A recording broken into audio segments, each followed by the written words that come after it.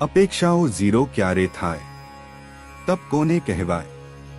પ્રશ્નના જવાબ માટે સાંભળો સાગર કથા 27 જૂન 2024 અમૃત બિંદુ.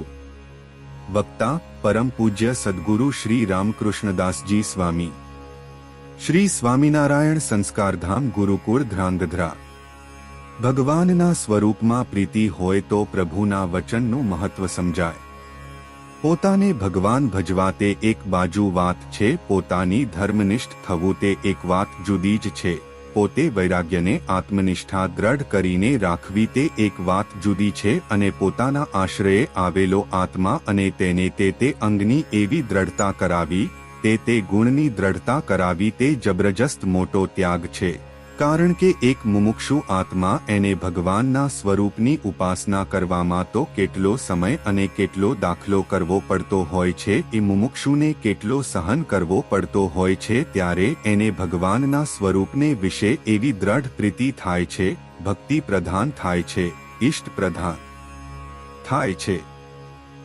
ભગવાનના સ્વરૂપમાં એવી પ્રીતિ થશે એટલે જગત દેહ વિષયો આપમેળે જ ખરી પડશે. પછી વિષયો સામે હશે તોય એને ભોગવવાનો સંકલ્પ સુધા નહીં થવાનો. વહાલા એ રસના ચાખણહાર કે છાશ તે ન પીવે રે લોય. જેને અપેક્ષાઓ ઝીરો કરવી હોય, પરમાત્માના સ્વરૂપમાં ગાઢ પ્રીતિ કરવી હોય, અતિશય સ્નેહ કરવો હોય, તેને અતિ ભજન કરવું જોઈએ. દટાઈને દાસત્વ ભાવે ખૂબ જ પ્રીતિ થાય. ગુણાતીત સ્વામી મૂળી મંદિરના મહંત પદે હતા, તોય ધોતિયું ફાટી ગયું હોય તો સંતોના ઉતરી ગયેલા ધોતિયા એને જાતે સાધીને પહેરતા અને સાંધવા માટે દોરોનો મંગાવતા, કોઈ પાસે સુકાઈ ગયેલા હારનો વાપરતા અને 1 લાખ તો રોજના મંત્ર જાપ કરતા. એટલે એમની અપેક્ષાઓ ઝીરો થઈ ગઈ હતી. ઠાકોરજીમાં પ્રીતિ હોય તો ઠાકોરજીની મરજી જાણી શકે. તપ એટલા માટે કરવાનું છે કે વિષયની આસક્તિ છૂટે, એના માટે તપ કરવાનું છે. કેવળ ભૂખ્યા રહેવું એ તપ છે, પણ ભગવાનના સ્વરૂપ સિવાય, પ્રભુના આનંદ સિવાય, પરમાત્માની મૂર્તિના રસ સિવાય બીજો બધો રસ છોડવો, એની અપેક્ષાઓ એની આશાઓ છોડવી, સ્વભાવ છોડવા, એને તપ કહેવાય. ધર્મમાં પ્રેમ કરુણા દયા ભરપૂર ભરેલા છે, એને ધર્મ કહેવાય. એવો એકાંતિક ધર્મ ધારવો. માણકી ઘોડી એ પશુના દેહમાં હોવા છતાં એ સંદેશો આપ્યો કે માલિકની મરજીમાં રહો. ભલે હું પશુ જાતિમાં હોય પણ માલિકની મરજી વિના મેં એક ડગલું ભર્યું નથી.